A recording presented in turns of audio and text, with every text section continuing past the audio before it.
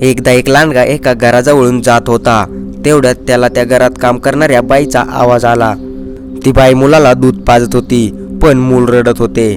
यावर बाई म्हणाली, जर तू रडणे थांबवले नाहीस तर मी तुला या खिडकीतून बाहेर फेकून देईन.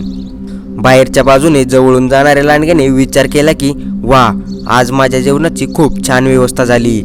तेवढ्यात संध्याकाळचा अंधार पडला होता, म्हणून लांडगा खिडकीजवळ बसून ती बाई तिचा शब्द कधी पूर्ण करते याची वाट पाहत होता. जेव्हा बाईने त्या बाळाला कुरवाळले तेव्हा मुलाने शांतपणे दूध पिले आणि बाळ झोपी गेले.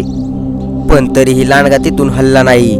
तो विचार करत होता, मूल पुन्हा रडले की बाई नक्कीच बाळाला खिडकीतून बाहेर फेकून देईल आणि मी लगेच घेऊन पळून जाईन.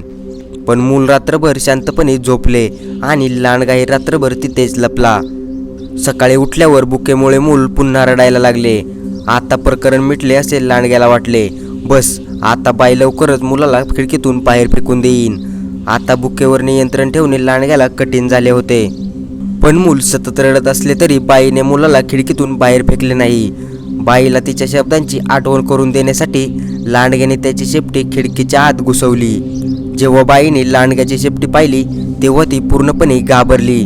ती किंचाळली आणि त्याच क्षणी तिने शिकारी कुत्र्यांना लांडग्याच्या मागे पाठवले. बिचारा लांडगा मोठ्या कष्टाने पळून जाण्यात यशस्वी झाला.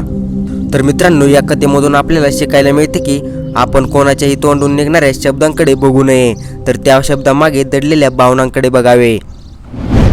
आय होप मित्रांनो, मला या कथेच्या माध्यमातून जे काही सांगायचे होते ते तुम्हाला समजले असेल.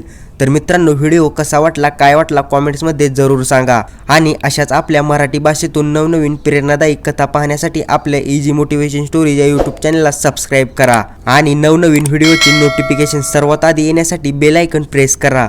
तर चला भेटूया पुढच्या एका नवीन भन्नाट अशा व्हिडिओमध्ये. तोपर्यंत धन्यवाद.